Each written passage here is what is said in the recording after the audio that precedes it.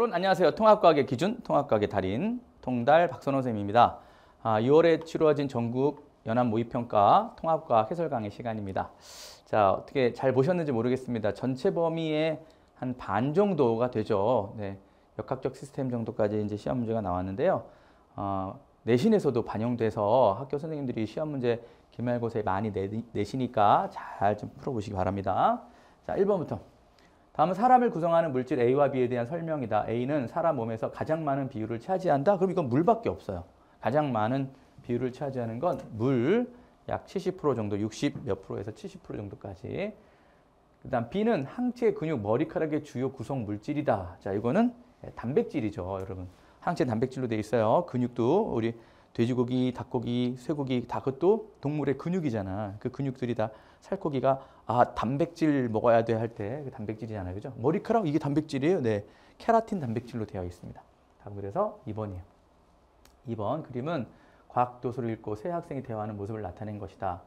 별에 직접 가볼 수 없고 시료를 채취할 수도 없으니 별의 구성 성분을 영원히 알 수 없을 것이다 라고 생각했던 것이다. 그러나 콩트가 죽은 지 겨우 3년 후에 스펙트럼으로부터 화학 성분을 결정할 수 있다는 사실이 밝혀졌다. 칼 세이건의 코스모스에 우리가 별의 구성 원소를 추정해낼 수 있는 방법을 배웠죠.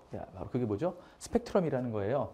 별빛이 분광기를 통과하면 파장이 따라서 이제 나뉘어집니다. 예컨대 비가 오고 나면 물방울이 분광기, 바로 프리즘이라고도 하죠. 역할을 해서 빨주노초 파남보가 쫙 펼쳐져서 무지개 색깔이 보이잖아요. 그죠? 네.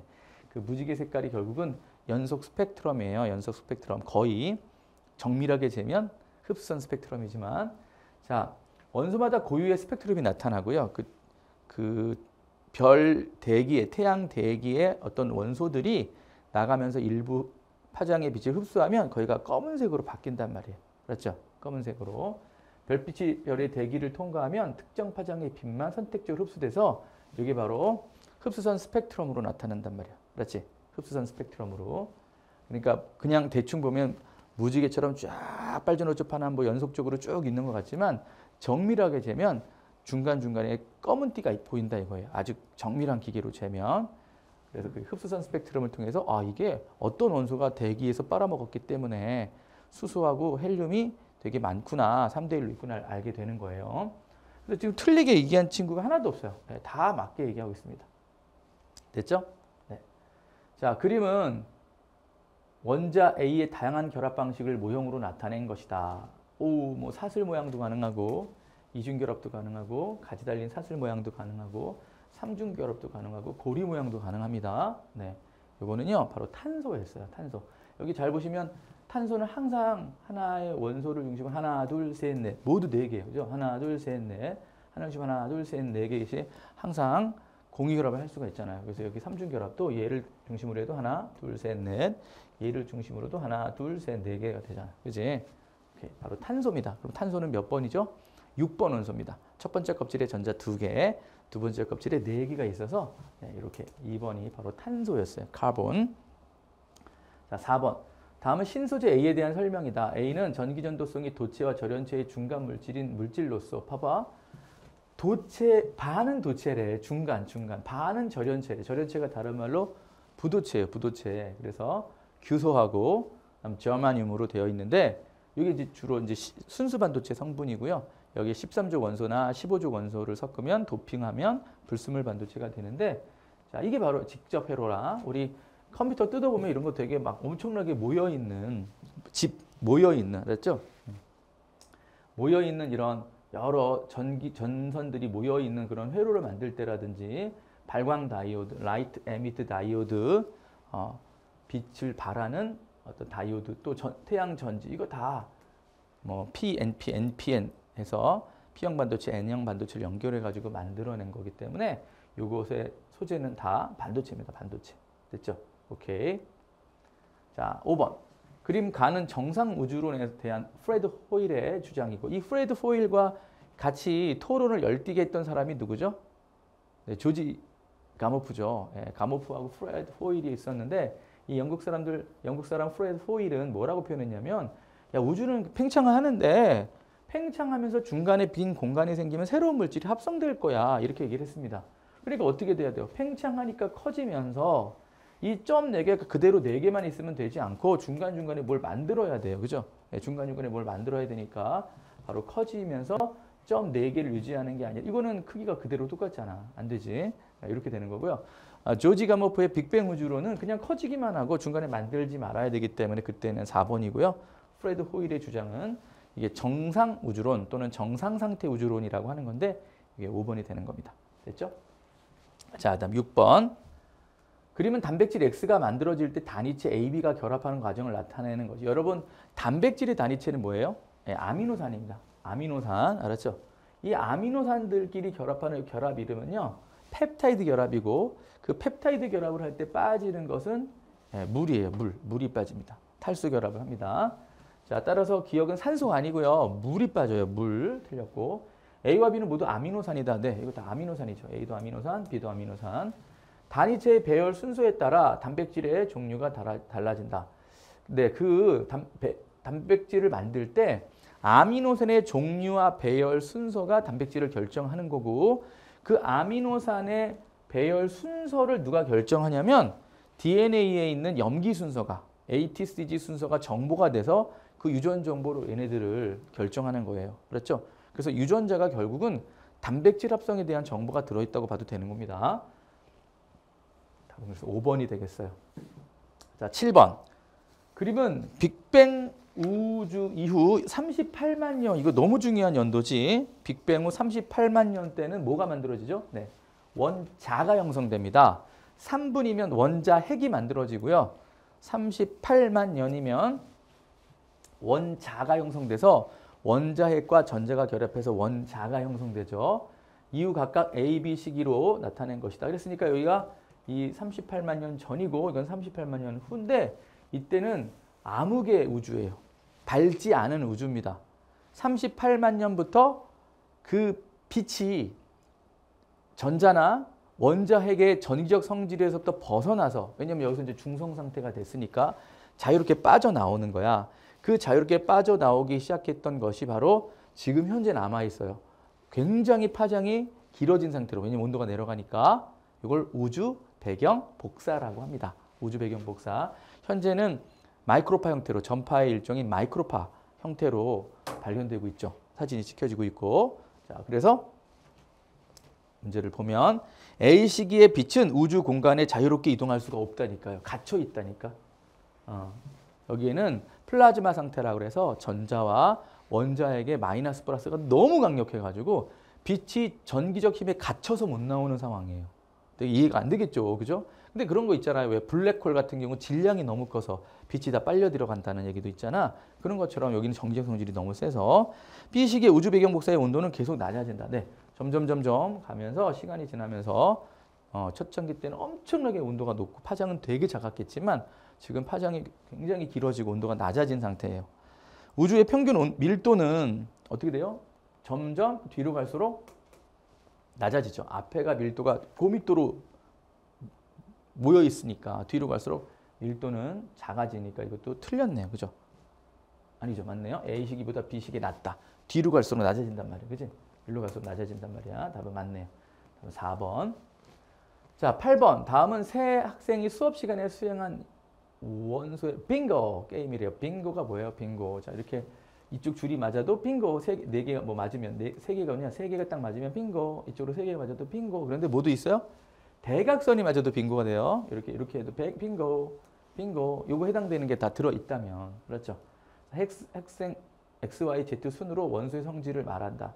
학생들이 말한 성질에 해당하는 원소가 있으면 그 원소를 칼을 색칠했다. 이렇게 그래놓고 가로, 세로, 대각선이 어느 방향으로든 한 줄이 되면 교사 확인하는 후 빙고 하고 이제 왼쳐주는 거야. 이런 거 실제로 하더라고 학교에서. 자, 학생 X는 비활성 개체로 풍선이나 비행선을 띄우는데 이거 뭐예요? 헬륨 기체.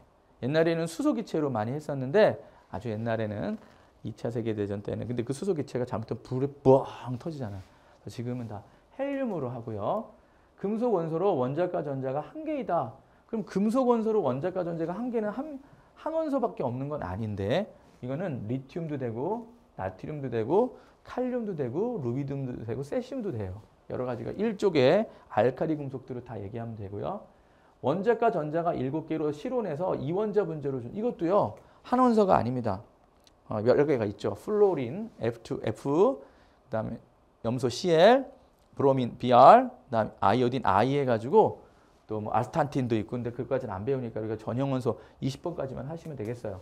그걸 생각하시면 되겠습니다. 그러면 Z가 원소의 성질을 딱 말한 후 빙고를 외쳤을 때 X가 적은 빙고판으로 가장 적절한 것은 누구냐?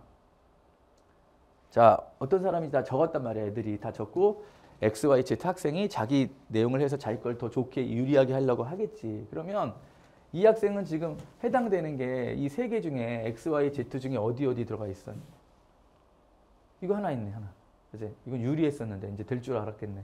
와, 첫 번째가 가운데 거면 되게 유리하지. 이게 하나, 둘, 셋, 네 개의 가능성이 있으니까. 근데 그 다음 없어. 아, 여기 있네. 2개 있네. 아, 플로린도 됐네. Z 때문에 요 2개인데 아, 빙고가 안 되겠네요. 자, 여긴 이거 있죠. 이거 두 번째 X, Y가 말한 것 때문에 이거 되고요. 그 다음에 없네. 아, 이거 뭐 하나밖에 없네. 그 다음에 얘는 여기 있죠. Y가 말한 것 때문에 알칼리 금속들 됐고, 오, 여기 유리했어요. 여기 있고요. 오, 빙고네, 빙고. 여기 빙고네, 빙고. 그지? 처음에 X가 말한 거, Y가 말한 거, Z가 말한 거, 빙고네, 빙고. 4번은 빙고가 될 수 있을까? 여기 하나 있네. 있지? 그 다음에 여기 있네. 이렇게밖에 없네. 자, 여기도 여기 하나 있네. 전혀 빙고가 될 수가 없네. 그죠? 답은 그래서 3번입니다. 할 수 있겠죠. 말 뜻을 알아들어요. 근데 이 게임은 한번 해보면 참 금방 이해할 것 같긴 한데. 자, 9번. 다음은 피겨 스케이팅 선수가 착지할 때 충격을 줄이는 원리에 대한 설명이다. 피겨 스케이팅 선수가 착지할 때 무릎을 김연아 선수가 이렇게 쫙 프레이하는 모습을 좀 봤는지 모르겠는데 엄청나게 뭐 트리플 악셀이라서 막 돌고 탁 떨어질 때 착지할 때 그냥 딱 이렇게 하면은 큰일 나지. 무릎 다 깨지죠. 이렇게 착지할 때면 쫙 내려요. 그죠? 그러면서 쫙 안전하게 착지를 한단 말이야. 그러니까 결국은 뭐냐면 무릎을 구부리면서 접촉 시간을, 충돌 시간을 길게 하는 거예요. 그냥 위에서 떨어질 때 그냥 이렇게 떨어진 거하고 떨어질 때 이렇게 떨어지면 똑같은 충격량인데, 왜냐면 같은 높이에서 떨어지면 떨어질 때의 속력이 같습니다. 속도가 같고 결국 정지하는 거잖아요. 그럼 부딪히기 직전의 운동량과 결국 정지하는 거니까 나중 운동량이 같습니다. 그러면 운동량의 변화량이 같기 때문에 충격량은 같아요. 근데 충격량은 같은데 충돌 시간을 어떻게 해야 돼? 그렇죠. 길게 하여 바닥으로부터 받는 힘, 평균 힘 또는 충격력, 충격량은 같아요, 여러분. 충격량은 같고 평균 힘을 줄이는 게 목표야. 됐지? 오케이? 그래서 답은 1번이 되겠습니다. 잘 기억해 두셔야 돼요. 이런 것이 대표적인 게 뭐야? 에어매트도 있고 또 태권도 할 때 이렇게 보호대도 있고 권투 글러브, 머리 보호대, 에어백, 자동차 범퍼 이런 것들이 다 되는 거죠.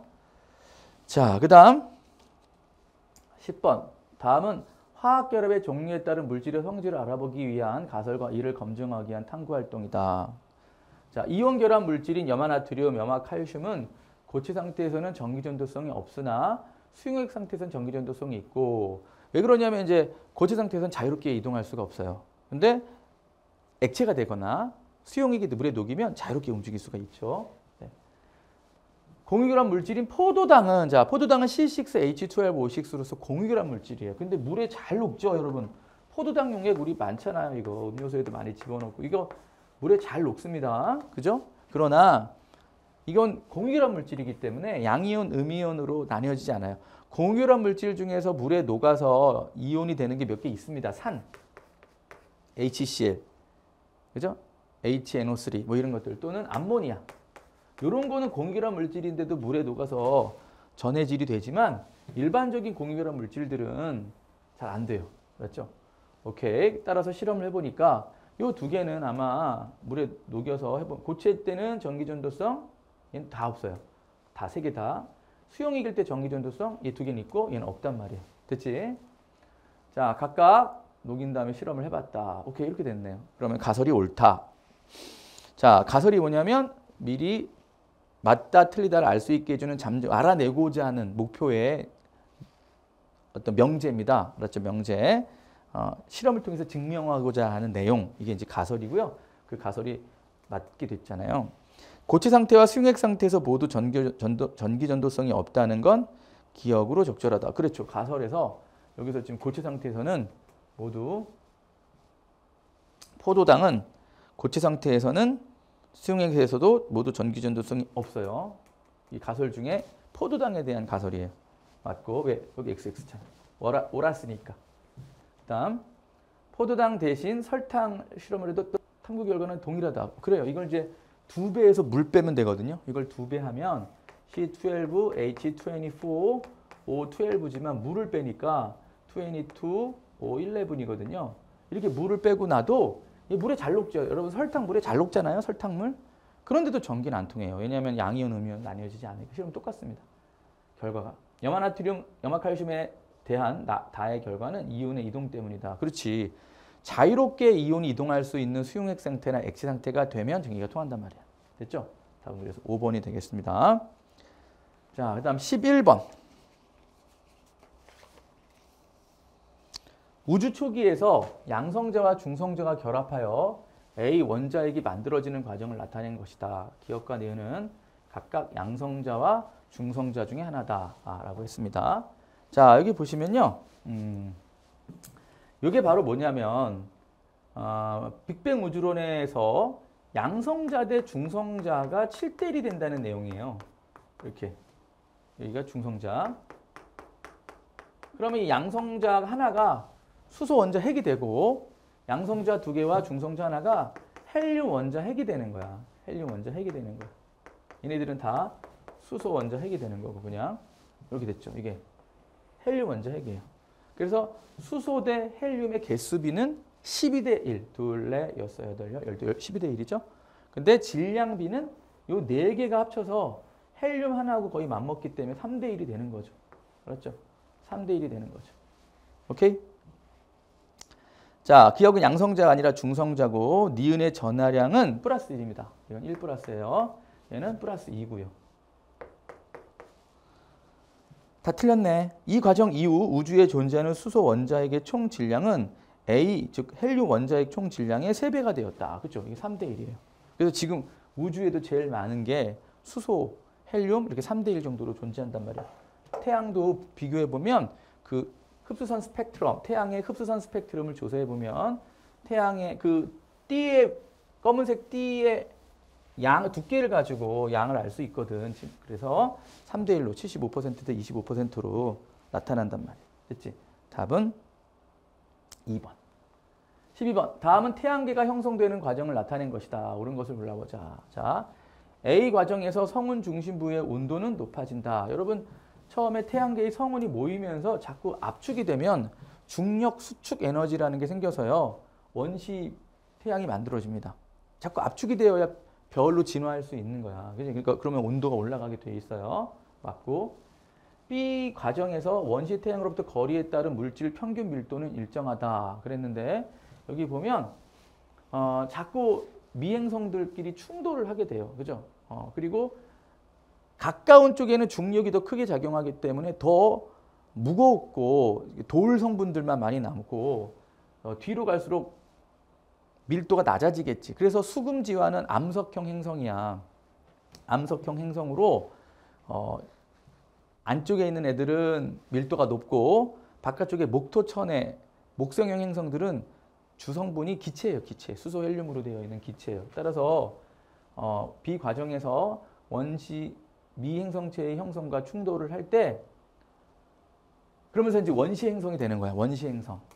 됐지? 그리고 이제 마그마 바다의 지구 이렇게 형성되는데 그러면 거리에 따른 물질의 평균 밀도는 일정하지 않겠습니다. 저 뒤에는 밀도가 작고요. 앞쪽에는 밀도가 큰 것들이 남게 되죠. 행성들로 보시면 돼요. 그렇죠? 행성들로 보시면 미행성들이 충돌을 하면서 무거운 것들 그런 것들이 앞쪽에 분포하고 가벼운 것들은 밀도가 저 뒤로 물질의 평균 밀도는 달라져요.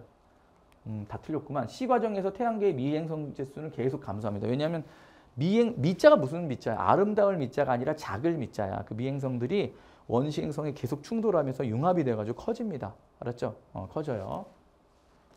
그래서 수금지화라고 하는 지구형 행성은 중력이 그렇게 크진 않기 때문에 그 행성 자체의 중력은 그래서 걔네들은 가벼운 기체들은 다 날려버려서 무거운 돌들 성분만 많이 남아가지고 암석형 행성이죠.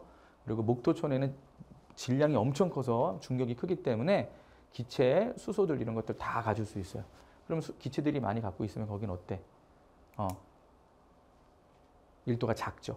온도 때문에 그렇기도 해요. 온도 때문에 앞쪽은 이제 뜨거우니까 행성이 막 별을 내면 수성 이런 때는 뜨거워지니까 기체가 많이 날아가면서 없어졌을 거야. 그런데 뒤에는 냉각돼 있으니까 수소가 기체들이 그대로 있고.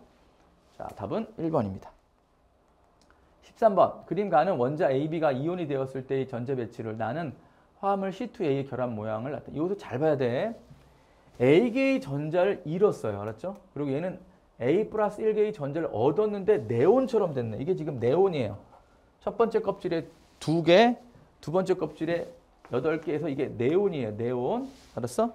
그럼 이렇게 네온이 됐을 때 얘가 2개가 될 수 있고 1개가 될 수 있죠. 근데 만약에 얘가 3개가 되면 얘는 3개가 되면 4개를 얻는다는 건 말이야. 4개 얻는 음이온은 없어요. C도 4-가 아니란 말이야. 그냥 공유란만 하지. 가장 전자를 많이 잃어버리는 게 Al3 플러스잖아. 그러니까 여기서 얘가 1 아니면 2예요. 알았죠? 1 아니면 2인데 문제는 여기에 보면 C2A 그래서 2개 있는 게 C죠. 그러면 얘가 공유결합한 거니까 이 C가 하나 있는 수소예요. 이거.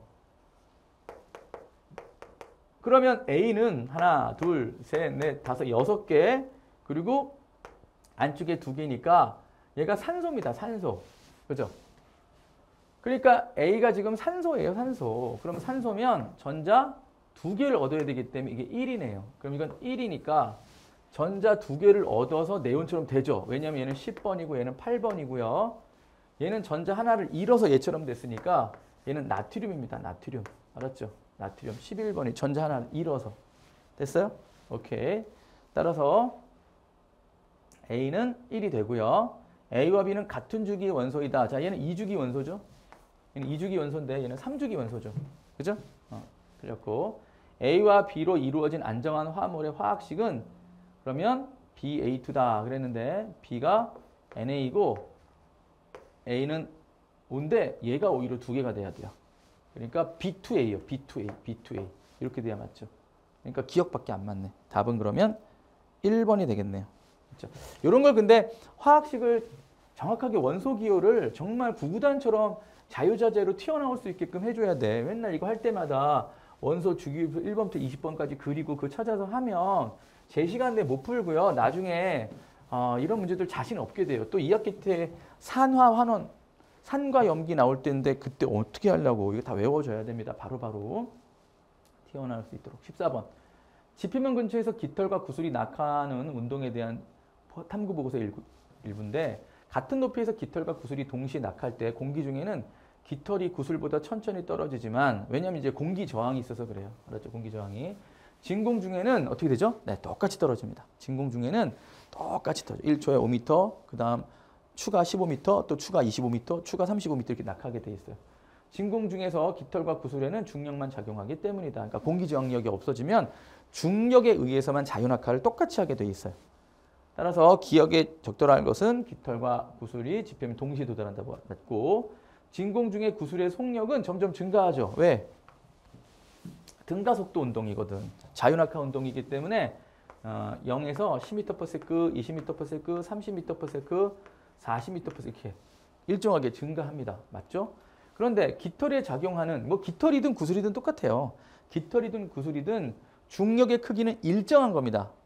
F는 MA 그래서 F는 MA 그래서 자기 질량 곱하기 이 가속도가 9.8m/s의 제곱으로 이 힘이 일정하게 작용해요. 힘이 일정하니까 가속도가 일정해요. 이 차로 시간을 나누면 10m/s의 제곱, 10m/s의 제곱, 10m/s의 제곱, 10m/s의 제곱 해서 가속도가 일정하다는 건 힘이 일정하다는 거야. 그렇지? 답은 기억 니은 3번이야. 자, 15번. 다음과 같은 족 원소들의 성질에 대한 탐구 활동이다. 알칼리 금속, 리튬, 나트륨, 칼로 자를 수 있을 정도로 무르고요. 물과 격렬하게 반응한 후에 이 용액은 남아있는 게 수소나 리튬, 수소나 나트륨이 나와서 염기성이 됩니다. 그래서 페놀프탈레인 용액을 붉은색으로 바꾸죠. 할로젠에서 F, 여기는 뭐 들어갈 게 뭐 CL이나 BR이나 I 같은 거 넣으시면 되겠네요. 고유한 색깔을 띠고 수소와 반응한다. F2는 담황색, Cl2는 황록색, BR2는 젓갈색, I2는 보라색 이런 식으로 이원자 분자 F2, Cl2, BR2, I2 이런 식으로 존재하잖아요. 자, 그러면 여기서 X의 원자과 전자수는 7이다. 네, 할로젠 원소가 원래 제일 바깥쪽 껍질에 전자가 7개가 있는 거예요. 알칼리 금속은 1개가 있고 플로린의 이원자 분자의 결합 모양은 플로린은요 이렇게 생겼어요. 여기 2개가 있고요. 여기에 7개가 있습니다. 그럼 하나, 둘, 셋, 넷, 다섯, 여섯, 7개를 그리고 그럼 하나를 더 하기 위해서 옆에 하고 얘도 위치가 좀 안 좋네. 원래는 자기는 하나밖에 없는데 그러면 하나가 더 필요하잖아. 그럼 이쪽에가 또 하나를 제공해서 공유하는 거야. 공유하는 거야. 이렇게 하나, 둘에 하나, 둘, 셋, 넷, 다섯, 여섯, 7. 그렇지. 이렇게 돼 있죠. 이게 잘못됐죠? 그거는 그림이요. O2예요, O2. 주어진 그림은 O2입니다. O2. 이건 틀렸어요. 기억 맞고 얘는 틀렸고. 기억 반응후 수용액 아까 얘기했죠? 페놀프탈레인 용액을 떨어뜨리면 염기성이 있기 때문에 붉은색으로 변해요. 답은 그래서 기억 디귿의 3번이 되겠습니다. 자, 어렵지 않죠, 여러분? 네, 벌써 마지막 페이지예요. 자, 마지막 페이지에 조금 계산하는 문제를 집어넣어요. 원래 수능형 모의고사들은요. 마지막 페이지에 어떤 과목이라도 약간 어려운 문제가 더 있습니다. 자, 16번. 가는 DNA 모형의 일부를, 나는 DNA를 구성하는 단위체를 모형으로 나타낸 것이다.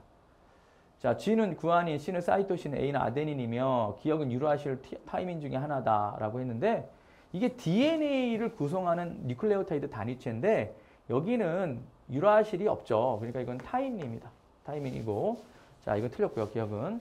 가의 단위체, 우리 단위체. 단백질을 쪼개고 쪼개면 아미노산.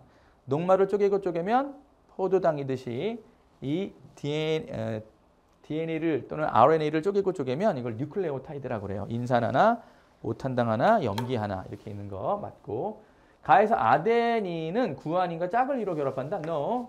아데닌과 타이민이 구아닌과 사이토신이 서로 짝을 이룬다. 알았지? 답은 2번. 17번. 그림은 과학 신문 기사의 일부를 나타낸 것이다. 초신성 폭발의 비밀을 풀어줄 관측 이미지 공개. 나사에서 제임스 웹 우주망원경이 근적외선 카메라로 관측한 초신성 폭발 잔해 이미지를 공개했다. 초고성 단계를 거쳐 초신성 폭발이 일어난 별은 우리 은하의 중심부에 위치하며 와우. 자, 기억 과정에서 철보다 무거운 원소가 형성된다는데 우리 초신성 폭발을 하면 엄청난 압력과 엄청난 열이 생기기 때문에 가장 별의 내부에서 만들어질 수 있는 무거운 원소인 철보다도 더 무거운 원소인 백금, 우라늄 이런 것들도 합성될 수 있죠. 맞죠? 니은이 주기혈성이었을 때는 질량은 태양보다 훨씬 큽니다. 10배 이상. 왜냐하면 태양 정도의 질량의 별에서는 초신성 폭발을 못하죠. 알았죠? 네. 태양보다 10배 큰 별에서 하죠. 초신성 폭발로 생성된 원소 중 일부는 새로운 별을 만드는 재료가 된다. 네. 이렇게 초신성 폭발을 해서 흩어놨어요. 막 새롭게 만들고 그걸로 우리 태양 다시 만드는 거예요. 그래서 태양에서는 철을 생성할 수 없습니다. 철의 내부에서는 태양의 내부에서는 철이 없지만 철이 있어요. 태양에. 안 만들었는데 어떻게 있어요? 그 전에 선배별들이 초신성 폭발하면서 퍼뜨렸던 걸 가지고 막 백금, 우라늄, 철 이런 것들 다시 합성해서 그냥 자기 태양 속에 우리 지구에도 있잖아. 철. 지구에도 우라늄 있잖아. 그지? 있잖아. 다시 한번 있지만 태양에서는 철이 합성되진 않지만 태양에 철이 있습니다. 왜? 그 전에 잔해물로 다시 만들었기 때문에. 답이 5번입니다. 자, 18번. 규산형 광물의 사면체에서 중앙에 있는 것은 규소죠. 규소. 얘는 규소고요. 이 사이드에 4개 있는 건 산소입니다. 산소. 그리고 이게 판상 구조예요. 4개 총 하나, 둘, 셋, 4개 중에 밑에 있는 이 4개가 모두 공유결합이 아니라 공유하고 있죠. 이 산소인데요. 이 산소가 이 3연체 것도 되고 이 3연체 것도 되고 이 산소가 이 3연체 것도 되고 이 3연체 것도 되고 위에 거는 내 거고 그냥 위에 거는 내 거고. 자, 지각을 구성하는 원소의 질량은 지각 있죠. 외워야 돼요. 오시 알페카나 크마. 그래서 산소 규소 순서예요. 그러니까 제일 많은 건 기억보다는 오히려 니은이 많죠. 틀렸고. 흑음모 이와 같이 판상 구조가 흑음모예요, 여러분. 알았죠? 판상 구조 흑음모. 4개의 산소 중에 3개를 이웃한 3연체와 공유한다. 규산염 3연체의 결합 구조에 따라 다양한 규산염 광물이 만들어진다. 네, 여기서 이제 독립형, 단사슬, 복사슬, 판상, 망상 그래서 감남석, 희석, 각섬석, 흑음모, 석영, 장석 같이 다양한 규산염 광물들이 있습니다. 답은 4번이 되겠어요. 됐죠? 자, 그림은 막대를 이용하여 수평면에 정지해 있는 물체를 수평 방향으로 치는 모습이다. 표는 막대로 물체를 치는 가나다의 경우가 막대로부터 받는 평균 힘과 시간, 받는 힘을 그러면 이제 둘이 곱하면 그게 이제 충격량이 되는 거야. 그러니까 얘의 충격량은 F0, T0. 요거는 힘을 반이 줄어들었고 접촉 시간이 길어졌기 때문에 쭉 밀어준 건데요. 이것도 곱하면 F0, T0죠. 그러니까 얘는 충격량이 같은 겁니다. 그런데 얘는 이 F0, T0니까 가다보다 나는 충격량이 2배 큰 거예요. 그렇죠? 자, 막대로 물체를 친 후 물체의 운동량의 크기는 가나에서보다 다에서보다 크다. 같죠? 왜냐하면 봐보세요. 꼭 이걸 기억하고 계셔야 돼요. 충격량이란 운동량의 변화량이에요. 나중 운동량에서 처음 운동량을 빼야 돼요. 그런데 이걸 써놓고 꼭 시작하세요. 운동량, 변화량은 이때 정지해 있던 그랬잖아요. 정지해 있던 누가 정지해 있었어요? 수평면 위에 정지해 있던 물체를 퍽을 이제 치는 거잖아. 그러면 얘가 0이 되는 거야. 처음 운동량이 안 움직이니까. 결국은 충격량이 나중 운동량이 되는 거죠. 그죠? 충격량이 나중 운동량이 되는 거니까 결국은 충격량은 같으면 나중 운동량도 어때? 같게 되는 거야. 얘가 0이니까. 근데 질량은 지금 치는 퍽의 질량은 똑같을 거 아니야. 이걸 친 거나 같은 걸 친 거란 말이야. 어떻게 치느냐에 따라 다른 거니까. 따라서 질량이 똑같기 때문에 발사 속도도 똑같다고요. 나중 속도도 똑같단 말이에요. 틀렸네. 그 다음 막대로 물체를 치는 동안 물체가 막대로부터 받은 충격량의 크기는 누가 더 커? 나가 더 크다고 그랬지? 다보다 크다고 그랬어요. 맞고 다를 이용하여 구조 에어매트의 충격 흡수의 원리 설명할 수 있다. 그죠? 이게 이제 아까 선생님이 설명했던 이것도 맞네. 몇 번에서도 이런 문제가 있었죠? 어디 있었죠? 그렇죠? 9번에도 있었잖아요. 그 피겨 스케이팅 선수가 이렇게 착지할 때 시간을 길게 하는 거. 접촉 시간을 길게 함으로써 여기 접촉 시간을 길게 함으로써 평균 힘을 줄이는 거야. 그러면 이 물체가 견딜 수 있는 거죠. 달걀을 5m에서 떨어질 때 접시 위에 딱 떨어뜨리는 거하고 쿠션 위에 딱 떨어지는 거하고 쿠션 위에서는 안 깨질 가능성도 있단 말이야. 왜냐하면 충돌 시간이 길어짐으로써 평균 힘이 줄어들어서. 됐지? 오케이. 그래서 답이 니은 디귿의 4번이 되겠습니다. 뭐 계산하는 문제도 아니네. 그지? 뭐 숫자 복잡한 문제도 아니잖아. 충분히 할 수 있지? 자, 20번.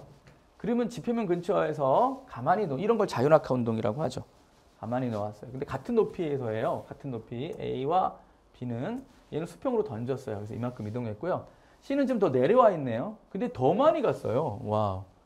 그러면 얘가 자유낙하 시간이 짧을 텐데도 불구하고 더 많이 갔다는 건 옆으로의 발사 속도가 B보다 훨씬 큰 거죠. 이쪽은 발사 속도가 더 훨씬 큰 거죠. 그래야 더 멀리 가죠.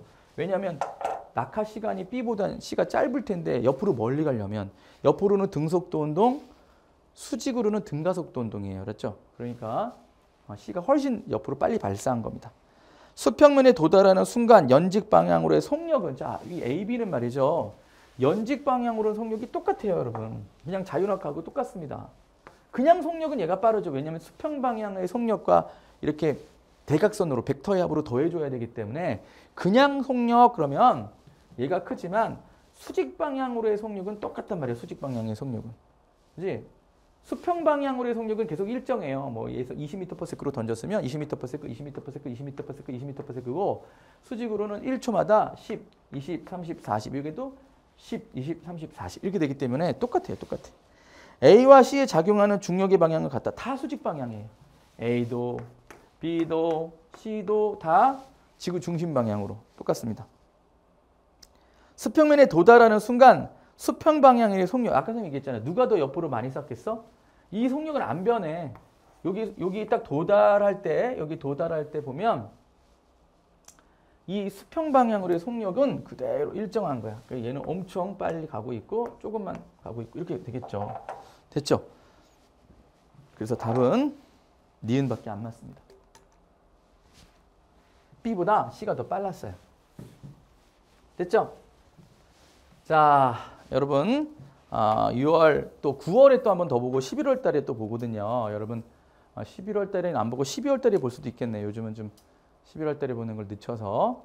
자, 되게 중요한 모의고사입니다. 꼭 꼼꼼히 보셔서 그게 내신에도 충분히 반영되기 때문에 변형에서도 많이 내시거든요. 꼭 분석해서 열심히 풀어보시기 바랍니다. 자, 여러분 이상 통기통달 통합과학의 박선호 쌤이었습니다. 여러분 빠이빠이.